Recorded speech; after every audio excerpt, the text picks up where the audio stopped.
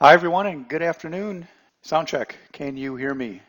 All right, everybody's here. We sound good. All right, starting right on time in that first 5 o'clock minute. 5:00 just turned 5:00. Just turned 5:01. Excuse me. Let's get going for tonight. As usual, probably way too much to talk about in 1 hour, but I do like to follow that.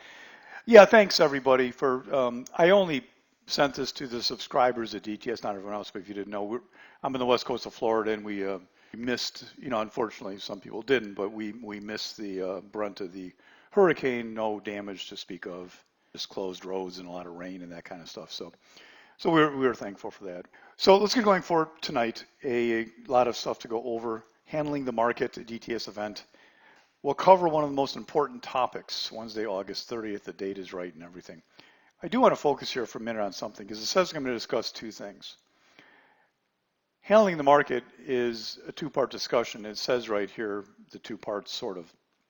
One naturally is understanding the market technically. Where's it going? The quest that everybody has, the quest that all of you have sitting here.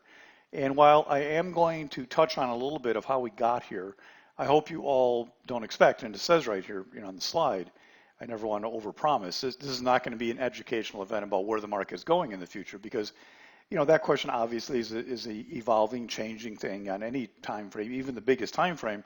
We're in an area right now where that view could actually change on a week-to-week basis, sort of. But I want to talk about how you go about looking at it, and most importantly, how you handle it to try and avoid some of the biggest mistakes traders make that actually cost them huge amounts of money. And we're in a particular area right now that is extremely analogous to 2000, and a lot of people didn't handle that right. And when I go through this, I think you will appreciate it. Some of you may say, oh, this is a little lame. I kind of know this, but kind of knowing it and really knowing it at the front of your brain makes a big difference, because when you are faced with this situation, which most of you probably will be if you've not been already, having this thought in your brain may save you tremendous amounts of money. So that's what tonight is about. We'll get into that right now. So toward the end, I'm just going to talk quickly about how we got here, sort of. When you first start trading, this is the first piece of advice you'll hear. Follow your stops or you will expire quickly as a trader, correct? If you can remember back to the first time you looked up something, Googled something, I want to be a trader, how do you trade? It didn't take you long, right, before you ran across somebody saying, you have to follow your stops. And, that was probably a fairly novice person writing that. I mean, not that it's a bad thing, you're supposed to follow your stops, but I'll explain why here. It says when you hear this from somebody, you will not only go broke, but you will go to a special trader hell reserved only for people who do not follow their stops. My point of saying it that way is I come across a lot of people who have extreme fear of not following a stop. In other words, they clearly in the past let a stop go and it cost them dearly. And now they are so panicky and afraid. It's like almost like a gunshot's going to go off if they don't hit the button the very penny that it happens. And this is also the other extreme. It's also very bad to be that crazy about them. Naturally, this is good advice to follow your stops. I'm not saying you shouldn't follow your stops. But I always felt that this takes care of itself, because if you don't, those huge losses stand out. You're always clearly aware of them. See, this is one of these top, and then the next line says, if you have to be really damaged to not fix this problem, as you're very much aware of the issue. If you don't follow a stop, you're aware of it, correct, everybody? Right? You have a huge loss in your account that day, that week, that month, whatever it is, right? It's not like you can say I didn't know it. And then you have two choices. Either you're one of the dumbest people in the world and you just keep trading that way and your account's gone soon, or you say, hey, I've got to either stop or fix this, right? So to me, sure, it's important to follow your stops, but this is, in my view, by no means the most important thing. Well, it depends how you phrase it, semantics. Of course, it's important to do that, but as a teacher, as an educator, to me, this isn't the biggest problem I run across, right? It's just not, because most people self-fix this, or I never get to talk to them because they don't make it at all. But here's the other side of this coin that I deal with a lot more in working with traders.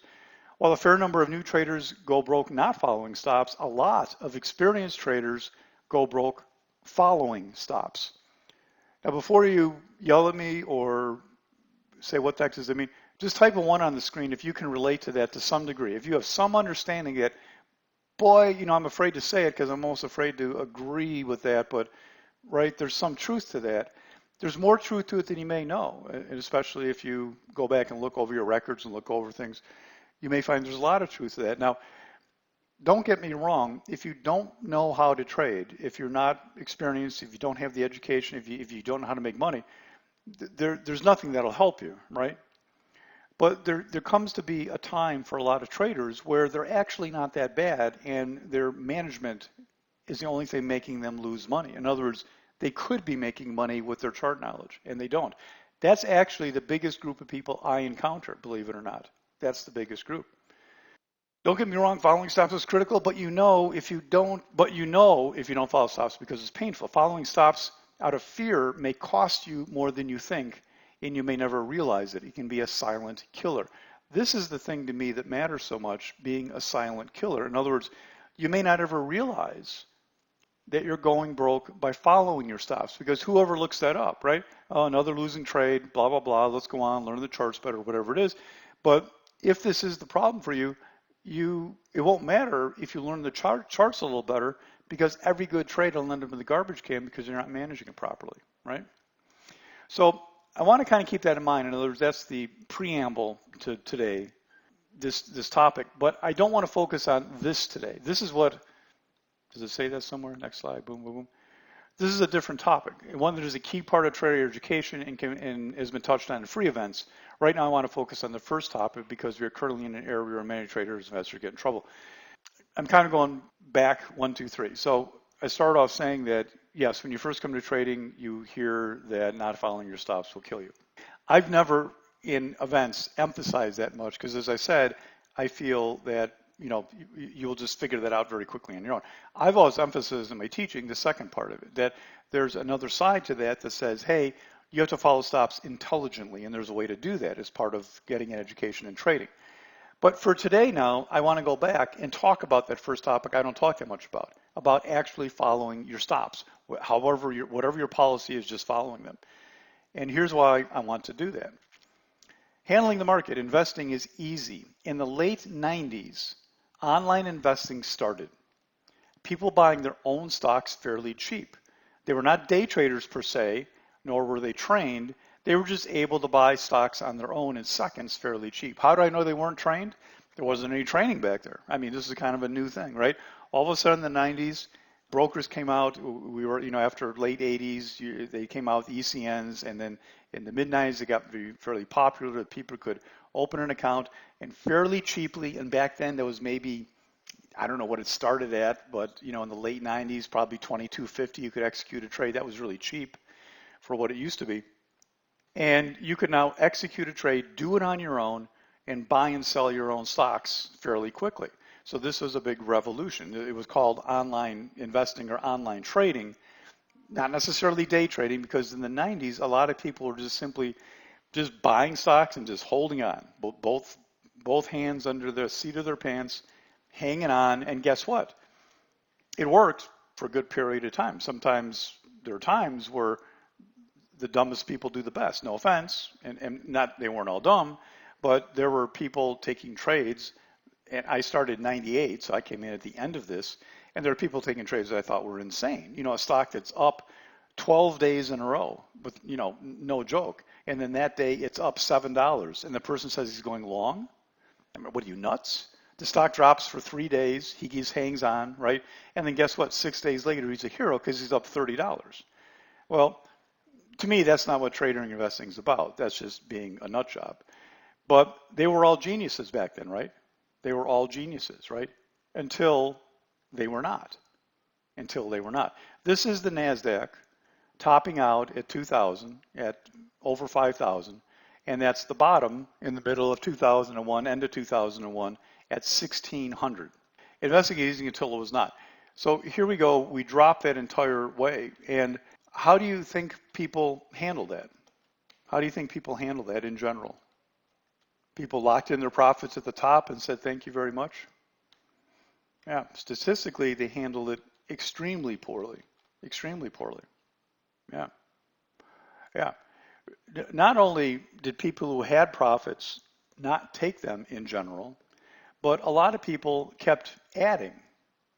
thinking that they're buying the pullback, quote unquote, buying the pullback, right? Personal experience. Thank you for offering that, Jim. That's not easy to do. But you're buying the pullback as that's a term that you hear, right? You think, wow, we're in the strongest market in America, right? You don't really realize, because you don't understand technicals, that that's what you just came to, right? And that this is not a buyable pullback. I mean, not on this chart. I mean, maybe, from here to here, day trading, you made money or something. And guess who else is encouraging you to buy the pullback? Who is encouraging you to buy the pullback? Yeah. All the talking heads on TV, all the financial shows, absolutely positively, they were the pros, right? Why were they? Well, I've explained this before. I don't really want to go into it, but if they're always bullish on TV, right, they're right most of the time.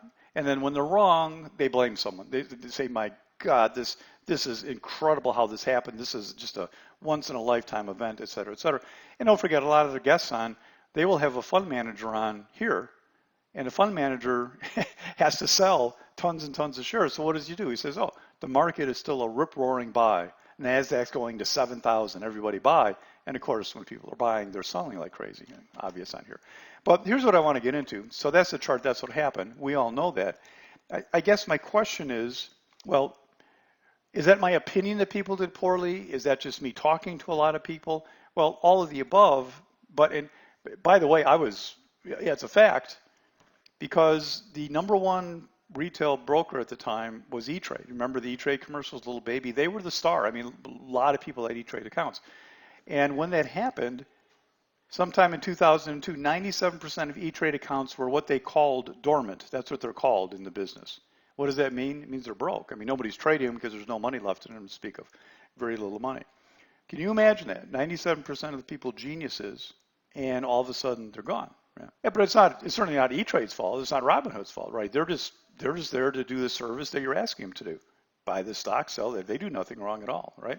It's people that just step into the market, and it seems so easy if you're blindly bullish and the market is going up, right? And you can attribute your success to anything, right? You can attribute it to fundamentals. You can attribute it to using VWAP. Anything works because everything is going up. If you're bullish in a bullish market, guess what? Everything works, right? And this also creates such a very, very bad training thing for people, because do you know how many people I encounter that, go through bullish periods? Like, we just came off a bullish period for 11 years, right? How many people will argue with me that, oh, your fundamentals matter because, you know what, I followed the stock fundamentals and I traded it long most all the time and it went up. Well, okay, you could have traded it long because their logo has the color purple in it, and purple means higher in another language. I mean, sorry, that's not what works. And when the truth comes out, of course, is when we drop, right? The truth comes out when we drop. I also want to point out, before I go on to the next couple of real important slides, is that you don't have to blow out your whole account to get in trouble, right?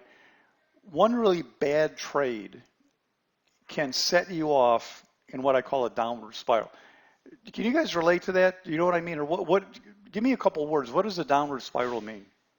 I'm mostly asking because I'm very thirsty. What does that mean, a downward spiral? Guilty? What does it mean, though? Right? So, in other words, I'm saying a lot of people lose a lot of their account. It's not like on one trade or one day, right? But it always starts off with something really bad. It's like a really bad trade that starts off. And what happens then? Right. Most of us have probably been there, maybe not to a terrible extent, but to some extent, right?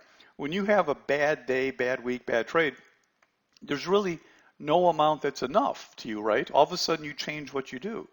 All of a sudden, instead of doing what you did to make you successful, if you were successful before that, or if you were doing well before that, you drop all the things that made you successful just because of this bad streak or bad trade or bad day. And now all of a sudden you go for the home run, right? You have your revenge trade, you go for the home run. I know it's true, John. And then you're out of step. And then, of course, you lose more. And the more you lose, the more you get into this kind of revenge mode. That's what the downward spiral is, right? You lose more and you continue to focus on the bad habits rather than what got you there. When there's an expression, and it's very true, I hate to say, but if you're in a hole, the first secret is to stop digging, right? And you just have to just claw your way out. Just get out, you were successful making X every day, just go back to making X every day. And if it takes you 2 weeks or 3 weeks to get back to where you were, guess what? You're back to where you were and you're still good. Yeah, the idiot grabs the mouse, exactly. So I'm going to stop here and tell you a story. Now, if you are a seminar student, a seminar program student, and you've heard the story that I tell at the beginning of the first class, you may leave for a few minutes because I'm going to tell that story to everybody. I've never told this to everybody. There's no reason I can't because it's not really a big thing about learning charts. It's more of a soft lesson, but I feel this is one of the most important stories I can tell. And that's why I kick off the seminar program, first class, with this story. So here it goes. Way back, way before DTS, right, I was teaching at another company. And at that time, there was only one seminar that existed. They had one weekend seminar. And it would be kind of equivalent to, the basics of what I do in my, part of my first day. It would be a very basic class, I would call it, right? I wouldn't want to see anybody trade with just that information from that class that this person took. So there's a person who took a class back then, and we're talking like, 20 years ago probably. And I am aware of all these facts because I was involved when he emailed us, and I was involved in seeing the emails and seeing his actual account, right? And if you haven't heard the story, I'm going to sit back. It's quite a story, and it's a very educational one. So he had emailed us at the end of 12 weeks. But the way the story went was he went and he took this class on a weekend. He went out that Monday. Now, this guy had no experience. He was just brand new to the market. Took a weekend class on how to make money. He started with $20,000. There it is on the screen, 20K. Started with 20K, right? And after 10, 11, 12, I forget, 10 to 12 weeks of trading, how much money do you think he had? 10 to 12 weeks. Take a guess. If you're a seminar student, don't let everybody else take a guess at this for fun. I'll give you plus or minus $1,000. Well, you ought to know me. Zero is the obvious answer, right? And there wouldn't be much of a lesson to learn from that. The guy's an idiot, go to the next story, right? This is true. I saw it. He had $120,000 in about 10 weeks. Brand new novice trader. Other than taking this class, he was clueless. $120,000. He had taken his $20,000 and he just went out on Monday, found the appropriate type of stocks. We were in a very bullish market at the time. He was taking just uptrending pullbacks.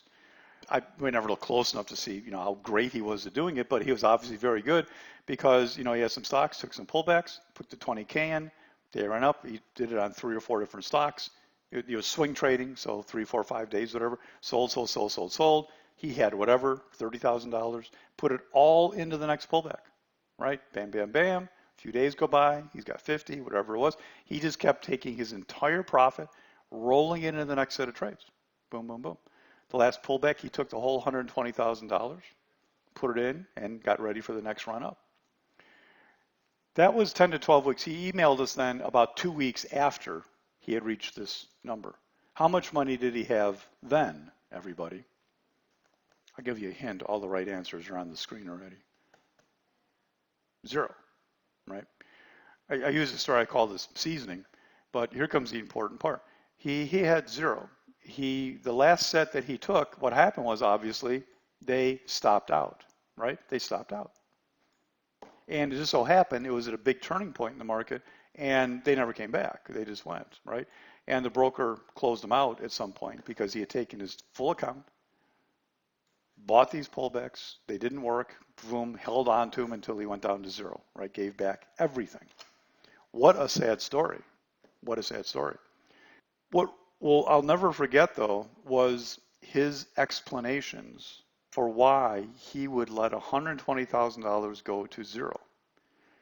And what I would like you all to do is to list those reasons for me, because all you have to do, well, let me ask you all a question first. Give me a 1 on the screen if you have ever been in a trade, you didn't exit it when you should have, and you got in what you would call a little bit of trouble. Doesn't have to be a lot, but you didn't do it right. Give me a 1 on the screen if you've ever done something wrong and you really regretted it because it was stupid and it cost you some money. Okay, everybody's done that, right? Everybody's done that. So think back to when you did that and think back why we do something that's stupid. He listed his reasons and they were exquisite because he was a blank slate. Go ahead, tell me. Why why did he say that he let that go to zero? Why did he say that? He was trained how to do it right, right? No, nobody doesn't understand where a stop loss is, right? If you're taught, I mean, a kindergartner could point to where a stop loss should be. It's not the issue of knowing the stop loss, right? So that's not the problem. He never said, oh, you guys didn't teach me what a stop loss was. He didn't say that. He didn't say anything close to that, right? Okay. Couldn't stomach such a big loss. No, he didn't average down, Jim. He didn't do that actually in his case because he was following what he was taught, right? Except for one thing. He didn't follow a stop. Couldn't stomach, that was one of the things, Mark. That was one of the things that we all say, right? Is that, we figured that if he would have stopped out where he should have, he would have lost about 30K, right? So he would have been back to 90. But you know what? Starting with 20 and trading that recklessly, yeah, that's pretty good. That's more than pretty good. That's incredible, right? That's all he had to do was stop him out. But he didn't. And the reason was, think about this, 30, he was going to take a loss of 30. That was more than he started with. So that's what he said. I couldn't stand that big of a loss. What else? Because it was just profits. Yeah, well, I guess some people think that way, Kev, but that was really one of the things he said. Yeah, Dwight, think what he's thinking, right? He didn't say, oh, I have poor risk management. I mean, it's not really an issue, right? He knew where the stops were, right? Just boom, boom, boom, you get in, there's your stop, and it hits it, you're supposed to stop it, right? The question is, why didn't he stop it? Yeah, no discipline, but you guys are using like professional words. Here's this guy, think about it. You just blew out your account, and you list the reasons. You don't say, oh, I had no discipline. What are you saying? It was the first student in Chicago. I'm still there. There you go, Art. There's one of them. There's one of them, right, everybody? It'll come back, right? Isn't that one of the things you think, everybody? Right? So number one is too big a loss, right? Too big a loss. I can't take it. And number two, don't you think this way? The second I get out, right? The second I get out, what's going to happen? Boom. It'll come right back. Right. And of course, this gets into the whole thing also that a lot of people think, which drives me slightly nuts, is that if I don't sell it, it's not a loss, right? Guess what? If you have an account and you have closed out positions down 10K and you have open positions down 20K, you know what you're down, everybody? What are you down? Somebody tell me the number. This is apparently very difficult math for people because I've had so many people email me. Yeah, you're down 30K. You are down 30K. That's what you're down. Mark to market every second of every day, that's what you're down, right? It's not like you can say, well, but that's what people think. Well, I'm not really down this 20 till I sell it. So if I never sell it, I'll never be down the 20. But you got to sell it sometime, and you're going to be down when you sell it. So number one is too big a loss, and number two, it always comes back. CB comes back. And what was number three? Now number three would only be from a very new person. I don't have to tell my exact. Well, yeah, maybe you don't have to tell your wife. I don't know. Well, your statement still shows you're down though. And number three was, you know what number three was for him? Always, A, W, worked, B, IAWB. It always worked before, right? He had taken several sets of rallies, 4, 5, 6, I don't remember, right? And it always worked. Why wouldn't it work this time? You see, he had such little seasoning. He didn't even understand the concept of what it means to work. What it means is that when it does what you're supposed to do, you handle it a certain way. When it doesn't do what it's supposed to, you handle it also, right? He just had an experience where this worked, I'm doing air quotes, worked every time, and he just refused to accept that it wouldn't work, right? Here's the key thing, though, I want to ask you, and it's if there's a revelation to tonight, if there is something I could say tonight that would help somebody to not lose money, it's this, and this has really nothing to do with the market right now. This is just simply any trade you're in, anything you do. Here's the question I want to have for you, and it's just a true or false question, right? If you're in something, right, and it stops out, and you don't stop it because of 1, 2, 3, right? It's too big of a loss. It's going to come back. This always works normally, right? If you don't stop it for all those reasons there, when you're at your stop loss, every dollar you drop more than that, it becomes exponentially tougher to stop it. Is that correct? Because all the reasons you're using become even stronger, right? Right? Isn't that true? Think of those reasons. It's too big of a loss. If it's too big of a loss here, it's way too big of a loss here, right? If you think it's going to come back here, it's absolutely going to come back down here, right? So the reasons that you're justifying this, think about it. They become exponentially stronger every dollar you drop. And this is what sucks people in, and this is how you take a huge, huge loss. And I want you to remember that, because there is a moment in time. I like that term, don't I? There is a moment in time, right, where it's relatively easy. It's not easy to take a stop, ever, but it's relatively easy. But the point is, every second after that, it gets tougher. As a day trader, as a long-term trader, as a swing trader, as an investor, whatever you want to call yourself, anytime you go past your stop, it becomes exponentially tougher to do. And I want you all to remember that, especially right now, because guess what? This chart, this is what happened to people. This is exactly what happened to people, right? Had a guy in a trading room. I ran a trading room back then, a long time ago, right? I remember Cisco went up to about 85, same Cisco as today, Cisco, around 85, right? Now, when we hit, I was just bearish as heck, just from my natural instincts. I hadn't been trading that long before. But when we started dropping, I actually said NASDAQ 2000. That was my call. I got laughed at by that, by even people in the company. I got laughed at. That's ridiculous. Well, whatever, we ended up at 1600. But the point is that on the way down, Cisco started at 85. And I remember in the room one day, there's a guy, Cisco had dropped somewhere in here. It came back, it was in here somewhere. It went down to 65 or 60. And he said, I'm buying Cisco. And in these days, I had to sit in a room saying, we are only short.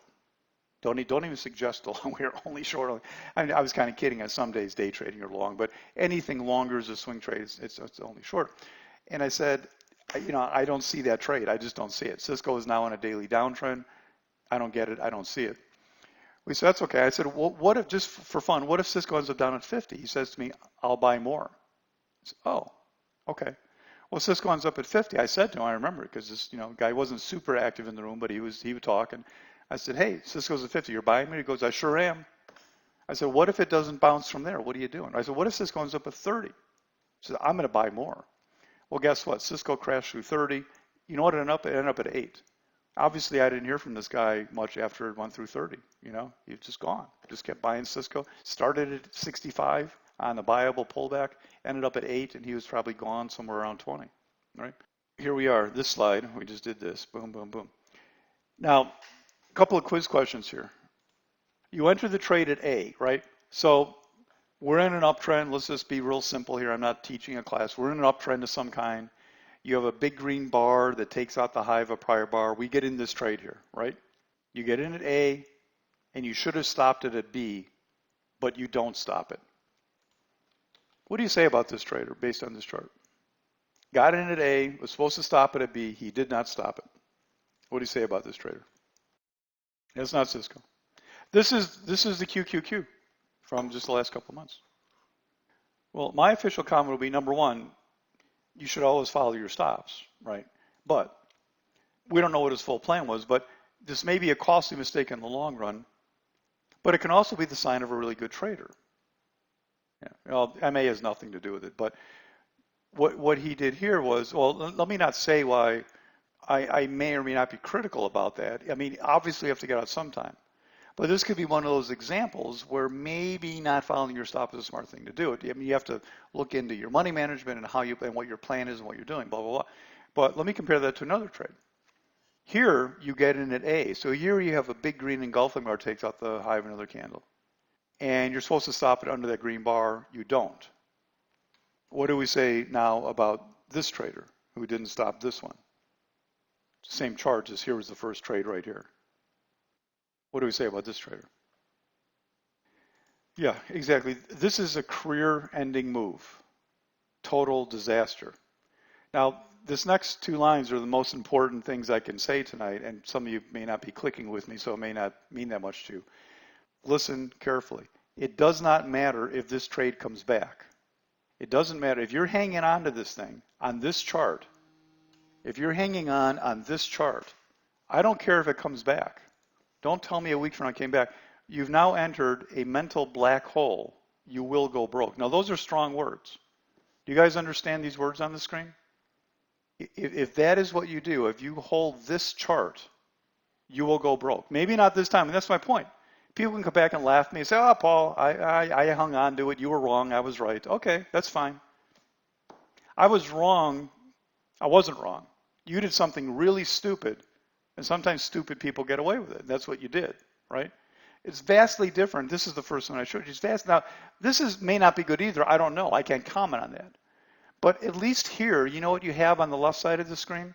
Number one, you have a bigger trend with you, so it's less likely you're going to get in trouble. But you have levels, right? You have things where you can look back and say, okay, here's my line in the sand. You know what I'm saying? Here, if you didn't stop it here, and here's the question for you. If you didn't stop it here, where do you stop it? Where? Think about that. Where? Where do you stop that? If this is a person in a real trade that did that trade, Dale, you're missing the point. He would not stop it anywhere. Yeah, break even, he's already in the hole. He would never, if he didn't stop it here, he's only going to stop it out when he gets a margin call or when he gets in so much pain that he simply has to sell it as a total disaster, right? There is no spot, right? There is nothing. It's just now free fallville.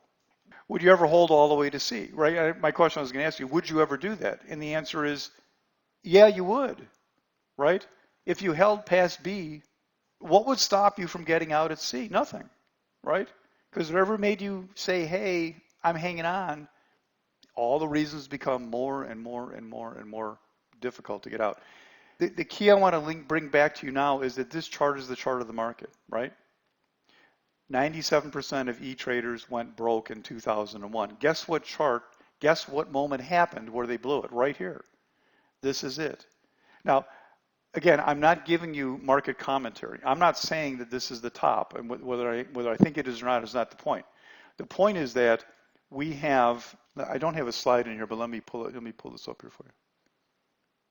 Okay, this I sent to all you at one point, right?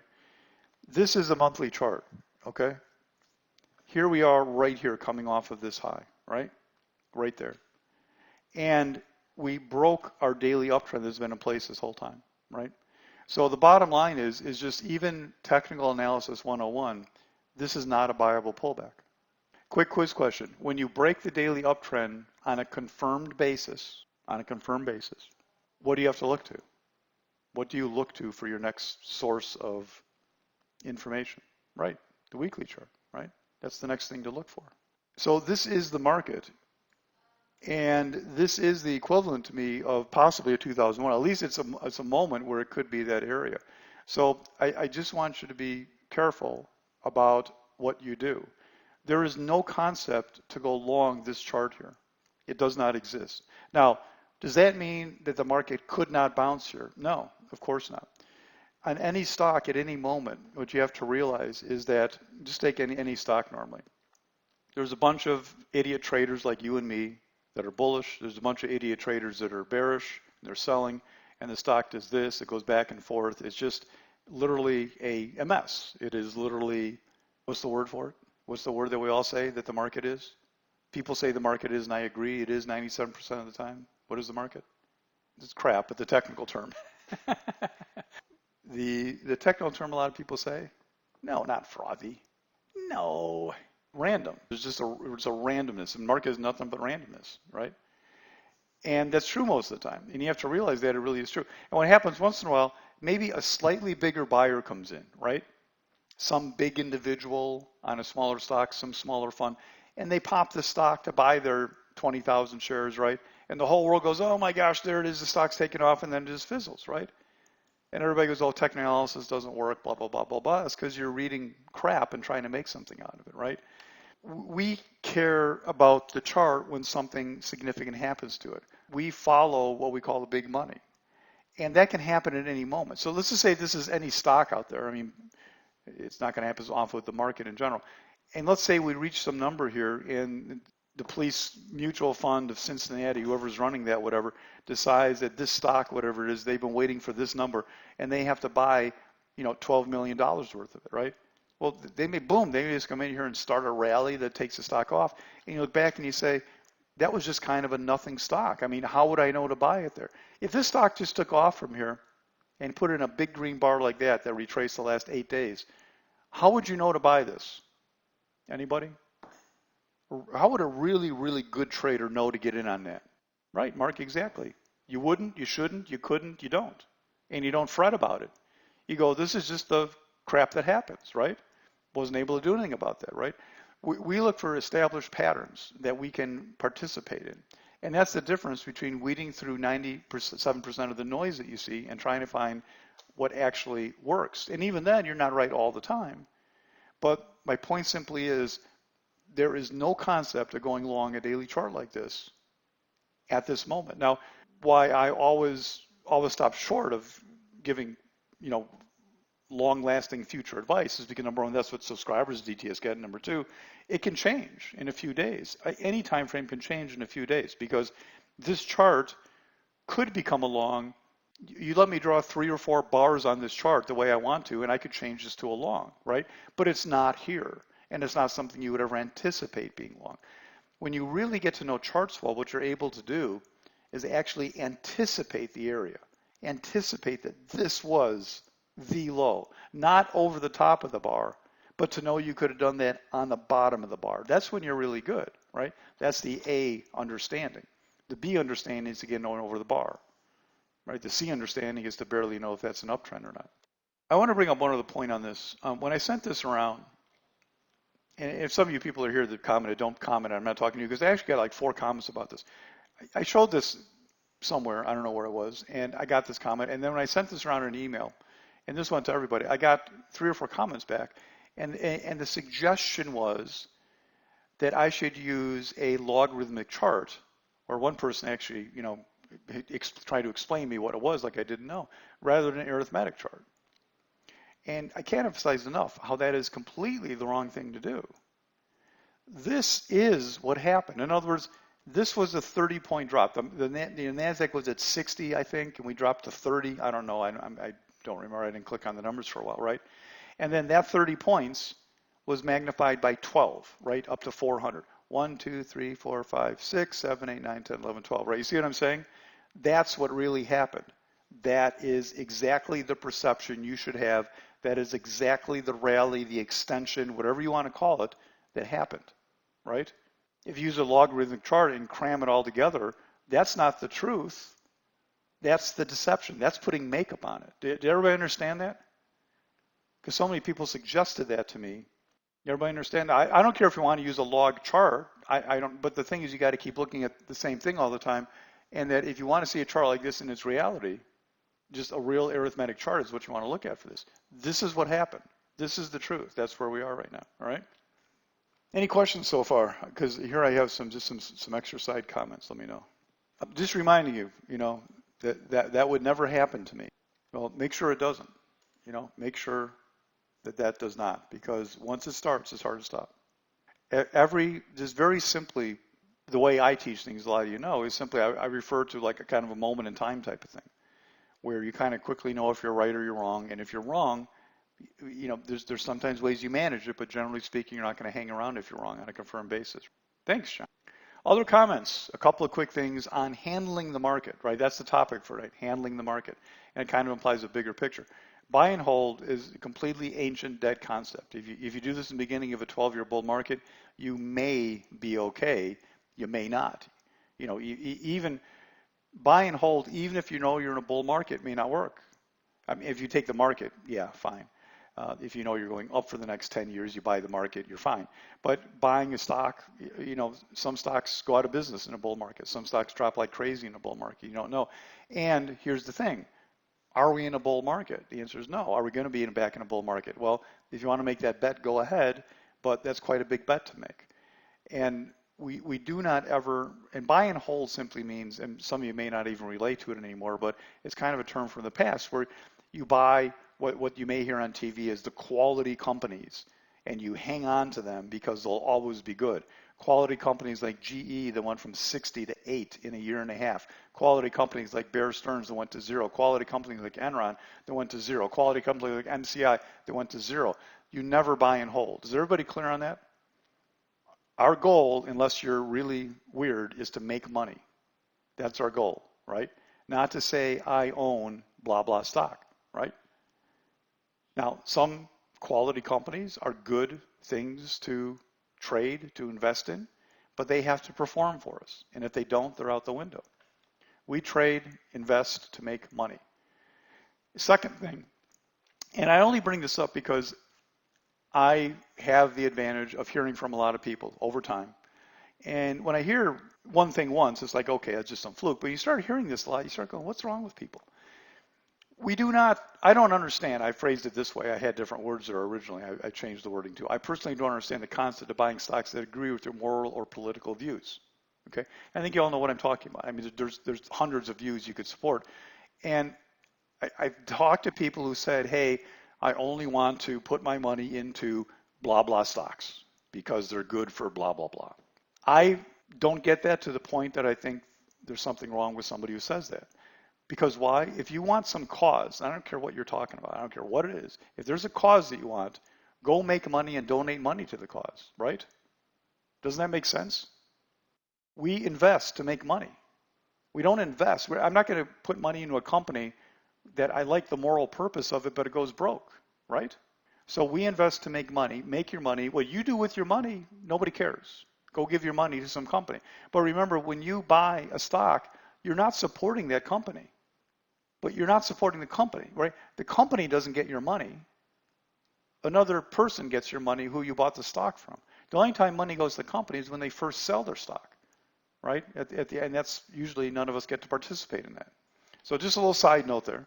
Another little side note, because again, I hear this so much.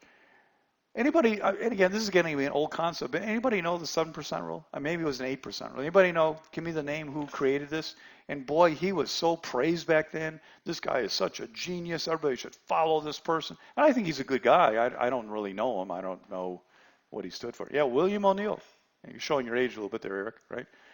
Wasn't he touted, am I just remembering it wrong, but wasn't he touted as, wow, what a great rule, right?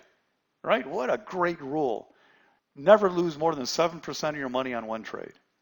Okay, well this is for idiots. I'm sorry, no offense to you, William. Maybe back then that was a good rule because this is crazy. This is insane. I'll give you two reasons why. Number one, 7% is meaningless today, right? You see that bar? This is CVNA, Carvana, right? See that red bar? That's a 10% move. You would have a hard time trading long-term Carvana with a 7% stop concept. If you wanted to use 7% on IBM, you'd not only get that red bar, you'd have all the way down to here. So it makes no sense at all because any concept you take comes from a chart, right? And whatever that is, and you set up a monetary loss that's going to be, anybody who loses 7% on a trade, there's something wrong with them. There's just something wrong. You'd never, ever do that. That's insane. Completely nuts, right? So you never lose that much. And the concept of a percentage loss is silly today anyhow because of the difference in volatility in stocks. It's just off the chart, right?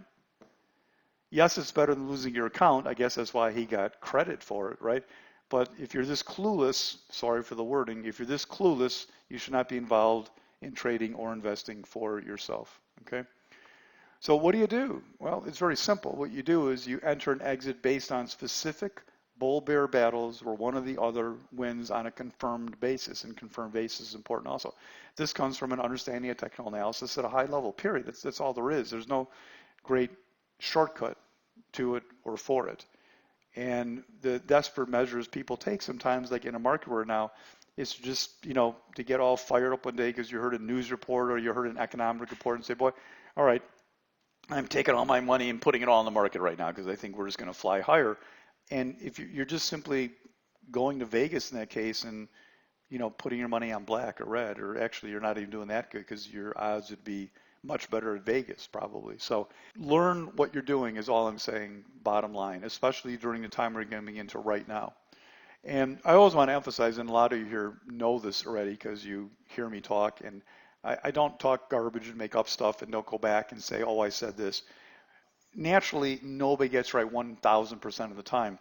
But this is what I sent to, last week I sent a supplemental detailed discussion with multiple charts to subscribers, not to all of you, but to subscribers of DTS services and seminar students discussing the future of the market and what to look for based on this concept. And the concept of looking for exits, entries and exits. And that's what I do all the time. And based on this, this is what my midterm bias has been. And my midterm bias, of course, would be what you're using to basically core trading, swing trading type of thing. So up through here, there's a mixed bias. Right through here became a bearish bias, period. Bearish this entire time, that's beginning of 22 through October of 22 with zero interruptions to the bearish bias. Eric will vouch for this. October said we're going to be bullish for a while. That's the low for a while. Everybody fought me on this. I had huge discussions with people that thought this was a sell setup. I said it's not a sell setup. We ended up going higher. There was some mixed in here as we came into these prior areas, and all through here was bullish, and back up to here was bearish. So this is what I do with this. For those of you who don't know me, I know what I'm talking about. I know what I'm doing, and it's based on understanding technical analysis. It was a Sunday church preaching session, Pierce. Well, thanks, Art. Thank you much. I hope a lot of you, let me have any questions, but I know a lot of you know this. Appreciate you coming, chipping in your comments. That's great. There's a lot of you that are clueless, and I hope you were listening to me. But you know what there are, everybody? You know what most of you are? A good chunk of you? You know this, but you don't know it, right? You know what I mean by that? It's that you know this, but yet you may not follow it, right? And here's the thing that I hope that, at least for you coming to free events, if you never choose me as your mentor, you never sign up for a seminar program at DTS, what I at least hope in this free event is that one day you start to get in trouble and you maybe think back to this moment. You say, you know what, I remember that guy, he said this wasn't the right thing to do, and he said if I don't get out now, I may never get out. And maybe you don't get out, but the next day, you go, you know what, I'm getting out, just because that guy said so, because he may be right. That's all I'm hoping for. And then you're not holding on. If we go into a serious decline, you're not holding on, giving up half your account before you realize it's time to get out. So it does, Art. Yeah, it does. You know, for a long time, for most people, trading is very psychological because it revolves around your need to be right, and you don't want to be wrong, and you don't want to admit you're wrong, and it makes you make the wrong decisions. And at some point, you reach a level, of course, where you understand that taking a stop doesn't mean you're wrong, right? You have to understand that. Taking a stop is part of a winning trading plan. We're trading odds. The way you make money is by handling things when you're right and handling things when you're wrong. And even put right and wrong in quotes, because it's really handling things when you have a winning trade properly, handling things when you have a losing trade. But having a losing trade doesn't mean you were wrong on that trade, right? A lot of good trades stop out. And likewise, you can have a bad trade that makes money. If you don't know the difference, you'll never make money long term. Yeah, I mean, that too, John. You know what you might, for some of you, if you ever get in a spot where you kind of feel like you're getting in trouble and you don't want to sell the losers, whatever, it's an amazing mind-clearing thing to just sell them and start over. Because like somebody said, I'm not a promoter of, all of a sudden you can get back in, because most people don't. But there does come a point in time where you're better off saying, hey, just get out, and maybe at some future setup I'll get back in. And it's amazing how it clears your mind, right? You stop having this portfolio of losers costing you money every single day. You wipe the slate clean, you start over, you say what makes sense, you do it properly, and all of a sudden you're making money, you're getting the money back. So it's hard to do it any other way. Any questions, anybody? I actually finished up 4 minutes early. If any of you are new, I know I invited some other people here today, be sure to visit the free stuff page, and also make sure if you're not a free member at DTS, I did invite some people here who are not members today that follow me somewhere else. If you want to get free educational stuff and get invited to all these events, just make sure to become a free member at DTS. You can do that right on the home page, and right on the free page you'll see somewhere, it doesn't look quite like that today, but you'll see a place where you can, actually this is still here right there, become a free member right there. Okay. Hey Ed, how you doing? I heard a quote like, spend less time on technology and more time on self-analysis. What do you think? Well, it depends what you're lacking, Ed. Here's Ed, I have the answer for you. I think whoever said that is missing the boat. No offense to whoever it was. I never said those words exactly. And certainly I agree that trading is largely a lot of psychological problems hinder traders. But Ed, here's the big question. How do you overcome psychological problems? In other words, what's the best thing to work on self-analysis? I mean, you can go through all the blah, blah crap you want, and I agree with a lot of the stuff about improving yourself and all the things you can do. But if you're talking about being a better trader, what is the number one thing you can do to improve the psychological demons? Alcohol. Well, yeah, follow your plan is just, Jim, the routine answer, but how do you follow your plan, right? That's the issue. See, Jim, you're saying, like the teachers will follow your plan, but then the person says, well, I can't follow my plan, Jim. That's the problem, right? That's what a psychological problem is, isn't it, Ed? Right? I can't follow my plan. I try to, but I can't, right? Well, the number one way to get better at the psychological part of it is to have better confidence in what you're doing. And you get confidence by, number one, truly learning how to trade, and number two, gaining confidence through small incremental profits in the beginning where you're not worried about the money, right? Does that make sense? So it's kind of a circular thing. It's like, yeah, work on yourself, but here's the real issue. If you really learn technical analysis and then you learn to incrementally make money and only advance when you're doing good, it gives you the confidence, right? And that confidence is what overcomes psychological problems. Think of it this way, everybody. Think about it for a minute. If you have to give a talk, let's say it in front of a lot of people, right, about some topic. Let's say it's in front of a big group of people, big stage full of people. And Ed, I'll talk to you since you asked. Let's say you're an expert at XYZ, whatever it is, right? But you're asked to give a talk about something that you're not that comfortable with, right? That you know it, and the guy who's supposed to give the talk wasn't able to, and they asked you to fill in at the last minute. And, you can give the talk, but if somebody asks the wrong question, you're going to be tongue-tied. You know what I mean? How do you feel up there? Isn't there a difference, everybody, isn't there a difference in your demeanor, in your voice, in how you're presenting yourself, right? Isn't it just different when you don't have that confidence, right? But you get up there and you talk about a topic that you are the expert at, and it's totally different. There are no psychological demons. That confidence is what does it. Obviously I've been on the internet a long time, but going back, I've had to talk in front of large groups of people about trading.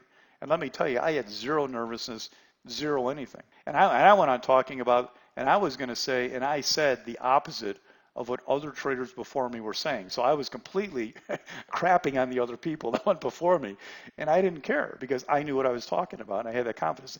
Anybody could ask me any question, I had the answer for them. There was no question I didn't know. And that's when you feel good and you have no psychological demons, right?